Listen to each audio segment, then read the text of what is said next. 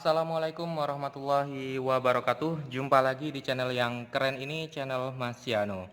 Oke adik-adik, materi kali ini adalah materi asam dan basa, di mana pada pembahasan kali ini Mas Yano akan menjelaskan mengenai indikator asam basa. Skuy disimak baik-baik, materi kali ini mengenai indikator asam dan basa. Oke, yang akan kita bahas pada video kali ini adalah indikator asam basa. Jadi indikator asam basa ini adalah bahasan kita yang terakhir pada titrasi asam basa. Nah, indikator asam dan basa ini adik-adik nanti akan kita bagi menjadi dua. Ada indikator alami dan ada indikator buatan. Nah, yang pertama yang akan kita bahas adalah indikator alami. Indikator alami dari namanya saja adalah alami. Artinya apa? Kalau alami berarti dibuat dari bahan alam atau indikator yang dibuat menggunakan ekstrak tumbuh-tumbuhan. Jadi indikator alami ini adalah indikator yang dibuat menggunakan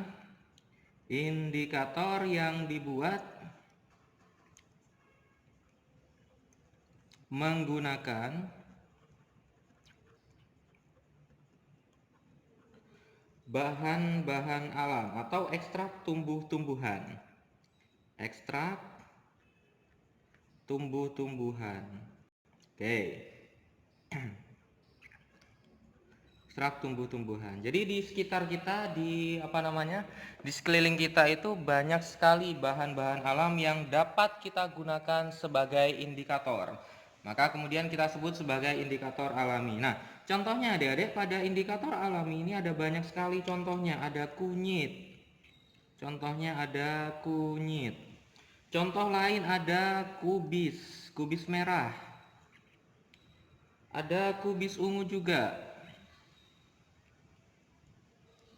Kemudian ada bunga sepatu, bisa kita gunakan sebagai indikator alami. Bunga sepatu. Ada lagi bunga mawar. Bunga mawar.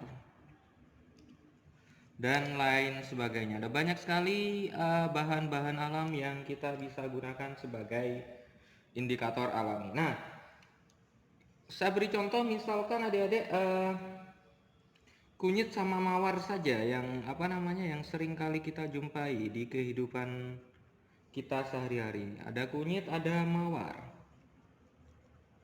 Nah, kunyit dan mawar ini memiliki warna asli, kemudian nanti warnanya pada asam berwarna apa kira-kira? Warna pada asam dan warna pada basa. Oke. Ada warna pada asam dan warna pada basa. Oke, nah warna asli kunyit itu kan jingga atau orange.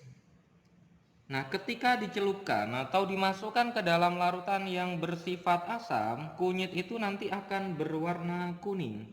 Jadi kalau nanti kunyitnya dimasukkan ke dalam larutan warnanya berubah jadi kuning, maka larutan tersebut merupakan asam. Tetapi ketika kemudian berubah jadi merah, maka larutan tersebut adalah basa. Jadi ketika ada larutan kalian celupkan kunyit atau ekstrak kunyit, maka ketika warnanya kuning, maka dia merupakan asam. Tetapi ketika berubah warna menjadi merah, maka larutan tersebut merupakan basa. Itu adalah contoh sederhana untuk menguji larutan asam dan basa, adik-adik. Mawar itu kita ambil yang warnanya pink. Nah, mawar itu ketika dicelupkan ke dalam larutan asam, warnanya juga pink atau merah muda. Tetapi ketika dicelupkan ke dalam larutan yang bersifat basa, maka mawar akan berubah warna menjadi hijau. Oke. Nah, ini adalah beberapa contoh adik-adik mengenai indikator alami. Nanti adik-adik kalau ingin melihat atau bereksperimen, mungkin nanti ketika di sekolah, kira-kira kubis merah ketika dicelupkan ke larutan asam warnanya apa, ke dalam larutan basa warnanya apa. Kubis ungu juga seperti itu, bunga sepatu juga seperti itu. Silakan adik-adik bisa mencobanya sendiri di rumah. Oke, nah kemudian yang kedua adik-adik adalah indikator buatan. Ini yang sering kali kita gunakan pada praktikum. indikator buatan. Nah, pada indikator buatan ini berarti kalau buatan itu berarti bukan alami. Kalau buatan itu berarti diperoleh dari cara mencampurkan sesuatu bahan. Nah, indikator buatan ini pengertiannya kalau Mas Yano tuliskan adalah campuran dari berbagai macam indikator. Jadi campuran dari berbagai macam indikator, berbagai macam indikator yang dapat menunjukkan pH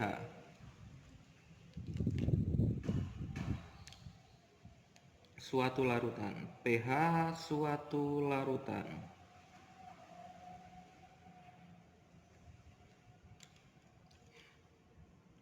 Dari perubahan warnanya. Jadi nanti identifikasinya itu dari perubahan warna.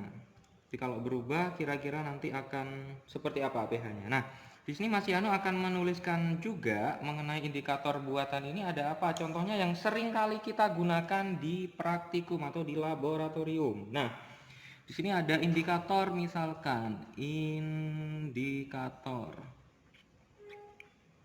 Kemudian nanti kita akan mengenal juga yang namanya trayek pH, adik-adik. Trayek pH. Kemudian kita juga akan tahu perubahan warnanya, perubahan warna. Oke. Nah, indikator yang sering kali kita jumpai pada praktikum yang wajib kalian hafalkan itu ada bromtimol biru yang pertama. Namanya adalah bromtimol biru atau kita singkat biasanya BTB. Kemudian ada lagi metil merah. Ada lagi metil jingga atau metil orange. Ada lagi phenolphthalein, atau disingkat PP biasanya. Oke, nah trayek pH yang dimiliki oleh BTB atau bromtimol biru itu berkisar antara 6,0 sampai 7,6. Kemudian kalau metil merah itu berkisar antara 4,2 sampai 6,3. Kalau metil jingga berkisar antara 2,9 sampai 4,0. Kemudian kalau yang terakhir PP itu berkisar antara 8,3 sampai 10,0. Jadi trayek pH ini antara buku yang satu dengan buku yang lain kadang berbeda adik-adik. Jadi nanti disesuaikan dengan buku yang kalian gunakan di sekolahnya masing-masing adik-adik. Nah, kemudian kalau perubahan warnanya itu antara kalau bromtimol biru itu perubahan warnanya kuning biru. Kalau metil merah itu perubahan warnanya merah kuning. Metil jingga juga sama dengan metil merah, warnanya merah kuning. Kemudian kalau PP atau phenolphthalein itu dari tak berwarna pink. Oke. Nah, maksudnya seperti apa Mas Yano? Kira-kira kalau kita tahu pH-nya ditetesi bromtimol biru ternyata berubah warna jadi kuning, maka pH-nya di bawahnya 6. Tetapi ketika ditetesi warnanya biru maka pH-nya di atas 7,6, bisa 8, bisa 9, bisa 10 dan seterusnya. Jadi ini hanya perkiraan saja adik-adik. Tapi ketika kuning sama biru itu dicampur berarti warnanya hijau. Kalau warnanya hijau berarti pH-nya berkisar antara 6 sampai 7,6. Begitu pula untuk metil merah, kalau warnanya merah berarti pH-nya di bawah 4,2. Kalau warnanya ternyata berubah jadi kuning, maka pH-nya lebih besar dari 6,3.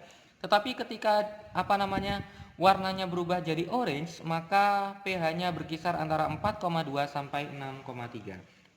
Biar tidak bingung, Mas Yano akan memberikan latihan soal.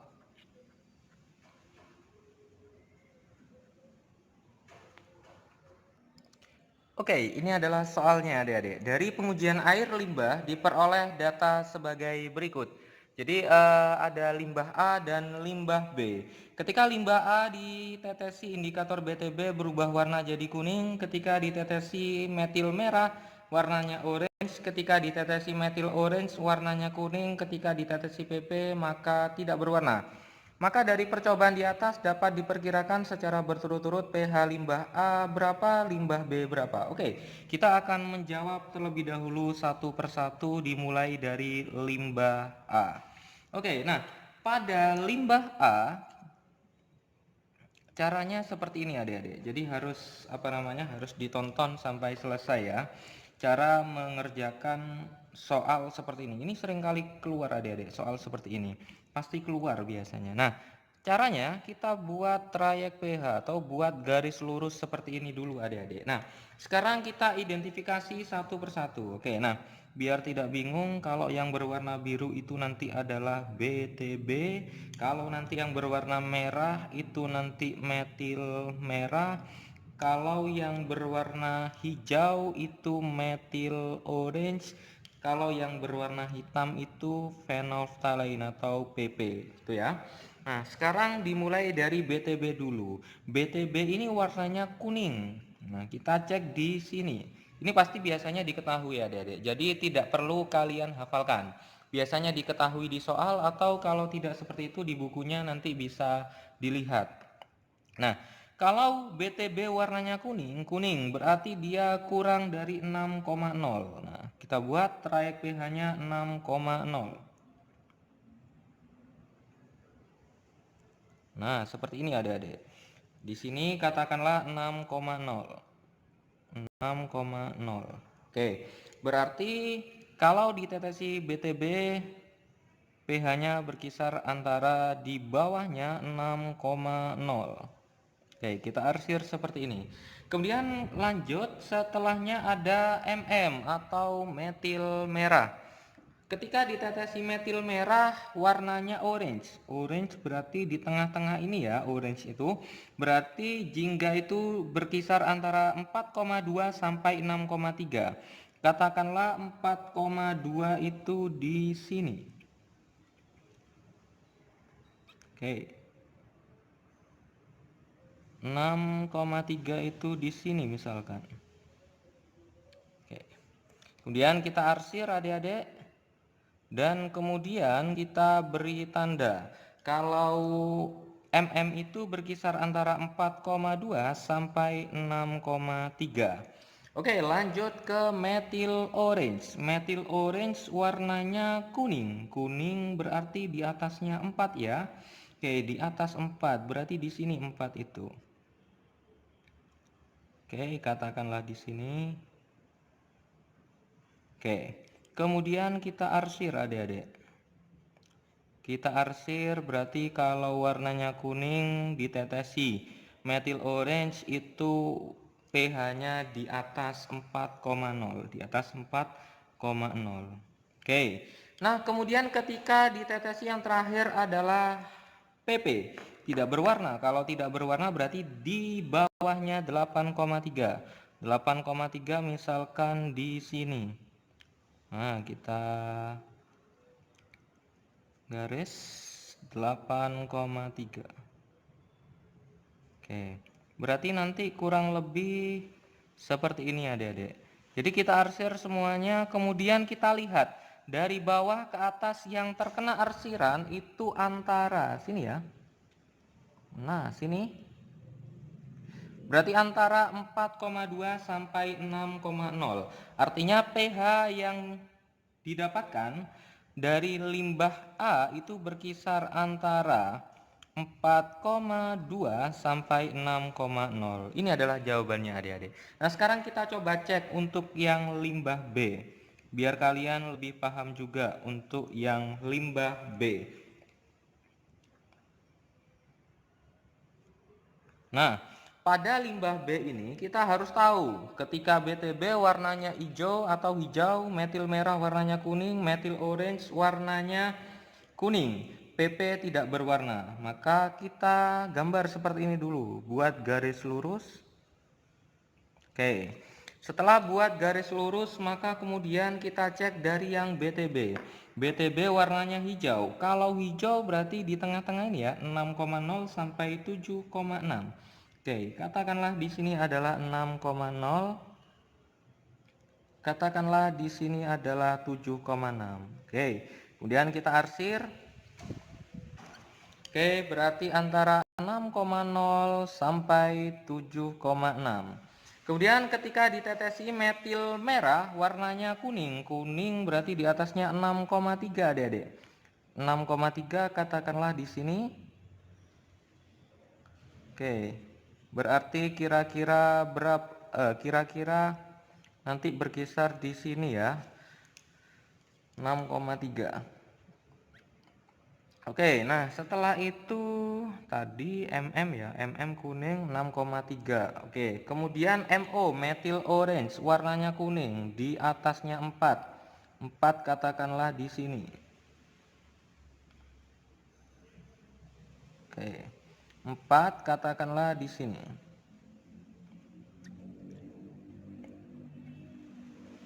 Oke, kemudian setelah kita arsir, kita beri tanda bahwa di sini pH 4. Nah, kemudian ketika ditetesi yang terakhir BTB tidak berwarna, berarti di bawahnya 8,3. Oke. Berarti di bawahnya 8,3. Nah, setelah itu kemudian kita lihat yang diarsir dari atas ke bawah yang terkena arsiran kira-kira pH berapa sampai pH berapa. Ini ya. Nah, ini 7,6, ini 6,3. Artinya pH antara pH limbah B itu berkisar antara 6,3 sampai 7,6. Oke, ini adalah pH-nya. Berkisar antara 6,3 sampai 7,6. Adik-adik, ini adalah materi indikator asam dan basa. Oke, adik-adik, sekian pembahasan video kali ini mengenai titrasi asam basa pada bahasan indikator asam dan basa. Jika adik-adik ada yang ingin ditanyakan dari video ini, silakan adik-adik bisa menanyakannya di kolom komentar. Dan jika adik-adik suka dengan video ini, jangan lupa like, subscribe, comment, and share videonya agar tidak ketinggalan video-video terbaru dari Mas Yano. Oke, Mas Yano akhiri. Wassalamualaikum warahmatullahi wabarakatuh.